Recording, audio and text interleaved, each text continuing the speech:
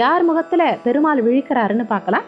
முதல் நாள் இரவு போடப்பட்டிருந்த திரைய விளக்க வேதாந்த வேதியர்கள் மங்கள பொருட்களோட அவர் வாசல் முன்னே வந்து நிற்பாங்க. பின் அவர் சன்னதி முன்னின்று கௌசல்யா சுப்ரஜா ராமபூர்வா அப்படிங்கிற சுப்ரபாரத மந்திரத்தை வேத கோஷங்களை ஓதுவாங்க. தலைமை குழு திருசன்னதியின் தங்கவாயில் முன்னாடி நின்னுக்கிட்டு அன்னமாச்சாரியாரின் பூபால கீர்த்தனைகளும் தொண்டரடி கோடி ஆழ்வாரின் திருப்பள்ளி எழுச்சி மங்களகரமா இசைக்கப்படும். மங்கள காண்டநாதம் ஒலிக்க பேரிகையும் ஊதுகுழலும் ஊத பெருமாளின் முன்னிருக்கும் அந்த திரை விளக்கும் நேரம் நெருங்கியதும் தூப தீப ஆராதனைகளோட பலத்த கோவிந்த கோஷங்களோட திருக்கதவை திறக்க முற்படுவாங்க. அதுவரைக்கும் அவர் முன் நின்ற அனைவருமே ஒதுங்கிப்பாங்க. பெருமாளின் கண்களுக்கு நேரா நிற்கும் அந்த அதிர்ஷ்டசாலி யாருன்னா 30 தேவர்களும் வாசம் செய்யக்கூடிய கோமாதா தான் அந்த அதிர்ஷ்டம் நிறைந்த புண்ணியவதி. கன்றுடன் கூடிய பசுமாட்டின் பின்புறமே பெருமாளின் முதல் பார்வை படக்கூடிய இடம்.